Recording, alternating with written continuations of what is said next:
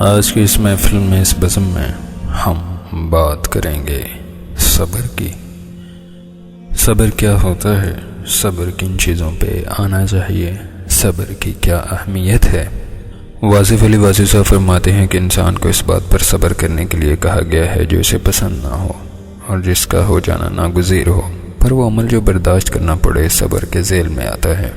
ناقابل برداشت کوئی واقعہ نہیں ہے جس کو دیکھنے والے اور پڑھنے والے ناقابل برداشت کہتے ہیں۔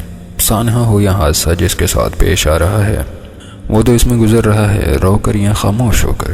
انسان کو صبر کی تلقین کی گئی اس لیے کہ یہ زندگی ہماری خواہشات کے مطابق نہیں چلتی۔ جہاں ہماری پسند کی چیز ہمیں میسر نہ آئے وہاں صبر کام آتا ہے۔ جہاں ہمیں ناپسند واقعات اور افراد کے ساتھ گزارا کرنا پڑے وہاں بھی صبر کام آتا ہے۔ صبر کا نام آتے ہی اذیت کا تصور آتا ہے۔ ناپسندیدہ زندگی قبول کرنے کی اذیت یا پسندیدہ زندگی ترک کرنے کی اذیت، یہ اذیت احساس کی لطافت کی نسبت سے بڑھتی ہے اور کم ہوتی ہے۔ کوئی زندگی ایسی نہیں جو اپنی آرزو اور اپنے حاصل میں مکمل ہو، برابر ہو۔ کبھی آرزو بڑھ جاتی ہے، کبھی حاصل کم رہ جاتا ہے۔ صبر کا خیال ہی اس بات کی دلیل ہے کہ انسان جو چاہتا ہے وہ اسے ملا نہیں۔ انسان محنت کرتا ہے، کوشش کرتا ہے، مجاہدہ کرتا ہے، ریاضت کرتا ہے، عبادت کرتا ہے، زندگی اطمینان اور آرام سے گزرے اور ماں بعد حیات کے بھی خطرات نہ رہیں۔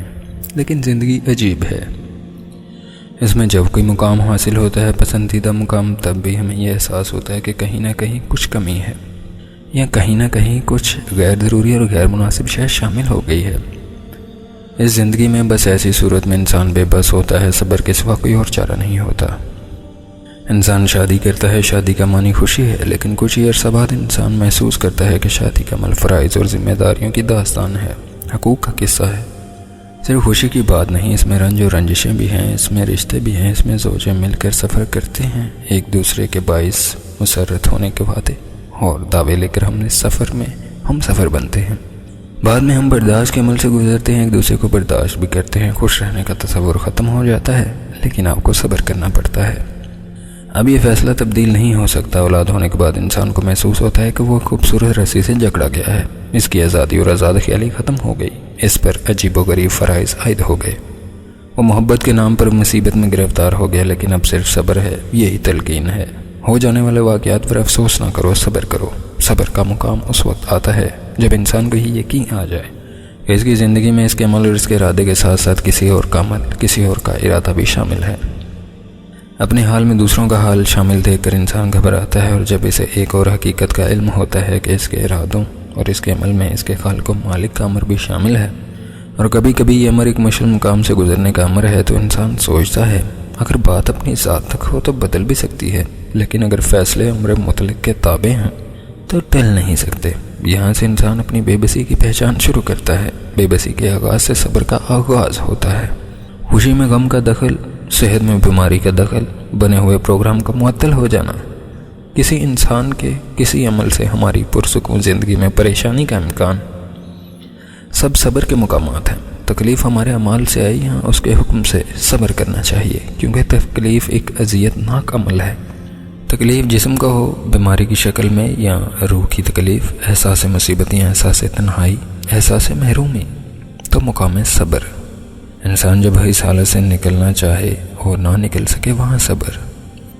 جہاں انسان کا علم ساتھ نہ دے، اس کی عقل ساتھ نہ دے، اس کا عمل اس کی مدد نہ کر سکے، وہاں مجبوری کا احساس، وہاں بھی صبر۔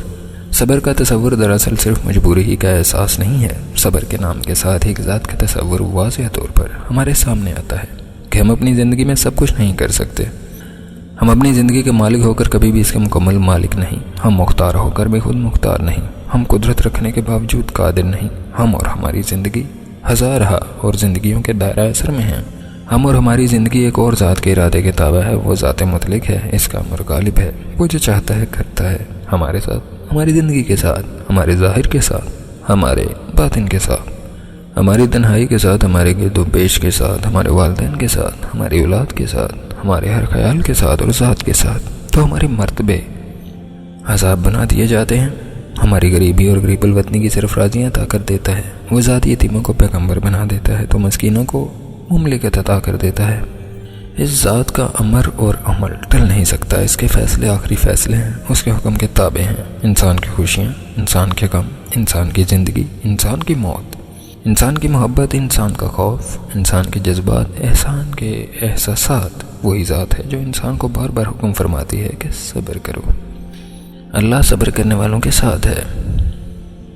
صبر کی منزل ایک مشکل منزل ہے، فقر میں ایک بلند مقام ہے صبر کا، وہ صبر کرنے والوں کے ساتھ ہے۔ عجیب بات ہے کہ وہ تکلیف دور نہیں کرتا اور برداشت کرنے والوں کے ساتھ رہتا ہے، اور تکلیف بھیجنے والا بھی خود ہی اور صبر دینے والا بھی خود ہی۔ بس یہی انسانی عظمت کا راز ہے، انسان کی تسلیم و رضا کا روشن باب، انسان کی انسانیت کا عرفہ مقام۔ یہ زندگی اس کی دی ہوئی ہے، اس کے حکم کے منتظر ہے، وجود اس کا بنایا ہوا ہے اور اس کے امر کے تابع ہے۔ وہ ستم کرے تو ستم ہی کرم ہے، وہ تکلیف بھیجے تو یہی راحت ہے۔ بس ذات ہمارے جسم کو اذیت سے گزارے تو یہ اس کا احسان ہے۔ صبر کرنے والے اس مقام سے آشنا کرا دیے جاتے ہیں کہ تکلیف دینے والا ہی صبر کی توفیق دینے والا ہے، اور اس مقام پر صبر اور شکر کا درجہ اختیار کر لینا چاہیے۔ یہی وجہ ہے کہ اس کے مقرب اذیت سے تو گزرتے ہیں لیکن بیزاری سے کبھی نہیں گزرتے۔ وہ ہر حال میں شکر کرتے ہیں اور اسی طرح ان کی اذیت وقت کے ساتھ سے گزر جاتی ہے۔ دنیا دار جس مقام پر بیزار ہوتا ہے، مومن اس مقام پر صبر کرتا ہے، اور مومن جس مقام پر صبر کرتا ہے، مقرب اس مقام پر شکر کرتا ہے، کیونکہ یہی مقام وصال حق کا مقام ہے۔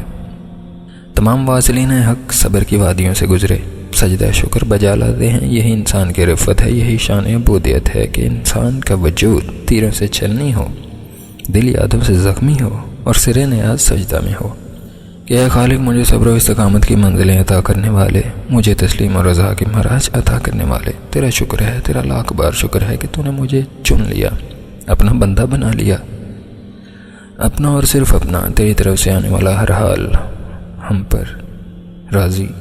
ہم جانتے ہیں کہ ہم اور ہماری زندگی بے مصرف اور بے مقصد نہ رہ دینے والی ہے، جس نے ہمیں تاج تسلیم و رضا پہنا کر اہل دنیا کے لیے صبر کا ذکر اور باعث تسکین روح میں تبدیل کر دیا۔ بے کسی کی دانسا بننے والے، بے کسوں کے چارہ ساز، اہل صبر کے لیے، اہل شکر کے لیے، ان کے لیے جو ہر حال پر راضی رہتے ہیں، جن لوگوں پر اس کا کرم ہوتا ہے، ان کی آنکھیں تر رہتی ہیں، ان کے دل گداز رہتے ہیں، ان کی پیشانیاں سجدوں کے لیے بےتاب رہتی ہیں، ان کے ہاں تکلیف رہتی ہے لیکن ان کی زبان پر کلمات شکر ہوتے ہیں۔ مقامات صبر کو مقامات شکر بنانا خوش نصیبوں کا کام ہے۔ ایسی خوش نصیبی کی زمین والے ان کی تکلیف پر اظہار غم کریں اور آسمان والے ان پر سلام بھیجیں۔ صبر والوں کی شان نرالی ہے، ان کا ایمان قوی ہے، ان کے درجات بلند ہیں، ان کے جسم پر پیوند کے لباس ہیں اور ان کے در پر جبرائیل جیسے غلام ہیں۔ اللہ صبر کرنے والوں کے ساتھ ہے، ہمیشہ ہمیشہ کے لیے۔ امید کرتا ہوں آج کی اس محفل سے آپ کو بہت کچھ سیکھنے کو ملا ہوگا۔ مزید اچھی ویڈیوز کے لیے ہمارے چینل کو لائک کیجیے، سبسکرائب کیجیے اور شیئر کیجیے۔